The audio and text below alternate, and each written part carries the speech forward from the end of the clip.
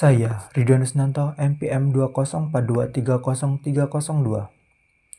Di video ini, saya akan membahas tentang dua kurikulum yang pernah berlaku di Indonesia, yaitu kurikulum 2013 dan kurikulum Merdeka, serta elemen-elemen yang terdapat pada kurikulum 2013 dan kurikulum Merdeka.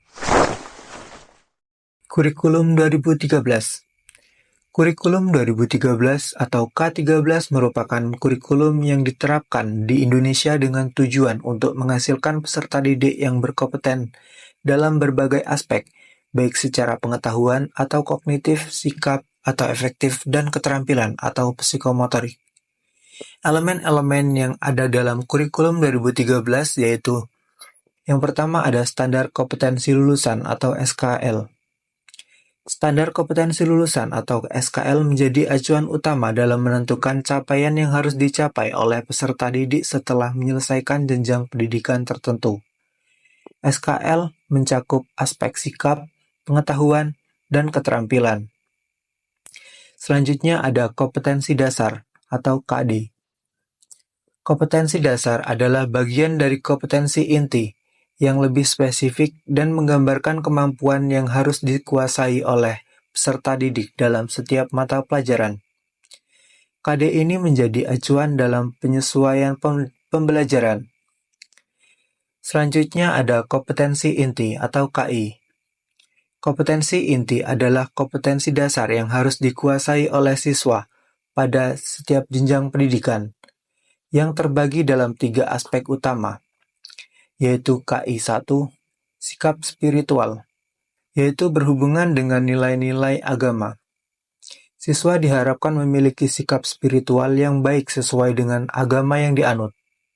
Selanjutnya ada KI 2, sikap sosial, yaitu berhubungan dengan interaksi sosial dan perilaku dalam kehidupan sehari-hari. Siswa diharapkan bisa berinteraksi dengan baik dengan orang lain. Selanjutnya ada KI 3, pengetahuan, yaitu berhubungan dengan penguasaan materi pembelajaran. Siswa harus menguasai berbagai pengetahuan yang diajarkan.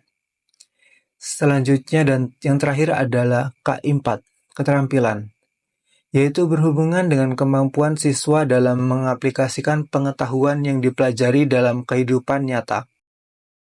Selanjutnya ada pendekatan pembelajaran. Kurikulum 2013 menekankan pada pendekatan saintifik yang mencakup 5 langkah. Yang pertama ada mengamati. Siswa diminta untuk mengamati fenomena atau peristiwa di sekitar mereka. Yang kedua ada menanya. Berdasarkan pengamatan, siswa diberi kesempatan untuk bertanya, menggali informasi lebih lanjut. Yang ketiga ada menalar. Siswa menganalisis dan menyimpulkan informasi yang didapat. Yang keempat ada mencoba. Siswa melakukan percakapan atau eksperimen untuk menguji pemahaman. Dan yang terakhir ada mengkomunikasikan. Siswa kemudian berbagi hasil pengamatan dan pemahaman mereka dengan teman-teman atau guru. Proses ini bertujuan untuk mengembangkan keterampilan berpikir kritis dan kreatif peserta didik. Selanjutnya yaitu materi pembelajaran. Materi pembelajaran disusun berdasarkan tuntutan kompetensi yang harus dikuasai siswa, sesuai dengan standar isi dan standar kompetensi lulusan yang ditetapkan oleh pemerintah. Selanjutnya yaitu penilaian.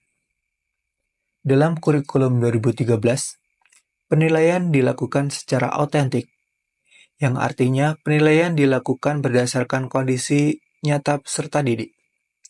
Penilaian ini meliputi 3 aspek utama. Yang pertama yaitu sikap, penilaian terhadap sikap spiritual dan sosial siswa, termasuk kedisiplinan, kejujuran, dan kerjasama. Yang kedua ada pengetahuan, penilaian terhadap kemampuan kognitif siswa, yang diukur melalui tes dan tugas lainnya. Yang ketiga yaitu keterampilan, penilaian terhadap kemampuan praktik siswa dalam bentuk tugas yang mengukur keterampilan mereka. Penilaian ini tidak hanya dilihat dari ujian tertulis, tetapi juga melihat observasi, penilaian portofolio, dan penilaian berbasis proyek. Selanjutnya ada kurikulum merdeka. Kurikulum merdeka adalah sebuah kebijakan pendidikan yang lebih fleksibel dan berorientasi pada kebebasan belajar. Tujuannya adalah memberikan ruang bagi guru dan siswa untuk lebih kreatif dan inovatif dalam pembelajaran. Elemen-elemen yang ada dalam kurikulum merdeka yaitu: yang pertama ada Asesmen Kompetensi Minimum atau AKM. Kurikulum merdeka mengutamakan asesmen berbasis kompetensi dengan penekanan pada pengembangan kompetensi literasi dan numerasi. AKM digunakan untuk mengukur kemampuan dasar peserta didik dalam membaca, menulis, berhitung, serta mengevaluasi kemampuan berpikir kritis. Selanjutnya ada Merdeka Belajar. Konsep Merdeka Belajar memungkinkan sekolah untuk lebih fleksibel dalam menyusun kurikulum, metode pengajaran, dan penilaian. Pendekatan ini menekankan kebebasan bagi guru dan siswa untuk memilih jalur pembelajaran yang sesuai dengan kebutuhan. Selanjutnya ada pembelajaran berdiferensiasi. Kurikulum merdeka memberikan keleluasaan kepada guru untuk melakukan pendekatan pembelajaran yang lebih fleksibel dan berdiferensiasi. Artinya pembelajaran disesuaikan dengan kebutuhan, minat, dan potensi peserta didik. Selanjutnya yaitu pendidikan berbasis kompetensi dan keahlian. Pembelajaran di kurikulum merdeka lebih berfokus pada pengembangan kompetensi daripada sekedar menghafal materi pembelajaran.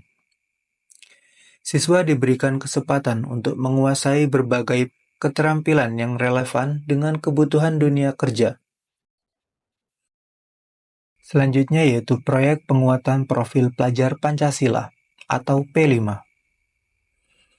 Proyek P5 adalah bagian penting dari kurikulum merdeka yang dirancang untuk membantu siswa mengembangkan karakter-karakter dalam profil pelajar Pancasila. Siswa terlibat dalam proyek nyata yang mengajarkan mereka untuk memecahkan masalah sosial atau lingkungan dan mempraktikkan nilai-nilai gotong royong dan kreativitas. Kurikulum merdeka berfokus pada pembentukan profil pelajar Pancasila, yaitu peserta didik yang memiliki 6 dimensi karakter yang berlandaskan pada nilai-nilai Pancasila. Yang pertama ada beriman dan bertakwa kepada Tuhan Yang Maha Esa, serta berakhlak mulia, yaitu menumbuhkan karakter religius dan moral. Yang kedua ada berkebinekaan global, yaitu menghargai perbedaan dan hidup dalam masyarakat yang majemuk. Yang ketiga ada mandiri, yaitu mampu bekerja secara mandiri dan bertanggung jawab. Yang keempat ada bernalar kritis, yaitu mengembangkan kemampuan berpikir kritis untuk menyelesaikan masalah. Yang kelima ada gotong royong, yaitu membangun kebiasaan bekerja sama dan saling membantu. Yang terakhir ada kreatif, yaitu mendorong kreativitas siswa dalam berbagai aspek kehidupan. Selanjutnya penilaian yang holistik dan berkelanjutan. Penilaian yang tidak hanya dilakukan sekali pada akhir tahun, tetapi berkelanjutan melalui portofolio dan asesmen berbasis kinerja. Proses penilaian lebih fokus pada kemajuan siswa dan pencapaian mereka terhadap berbagai kompetensi.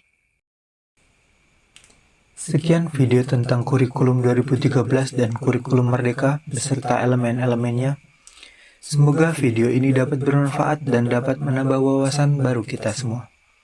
Terima kasih yang sudah menonton. Wassalamualaikum warahmatullahi wabarakatuh.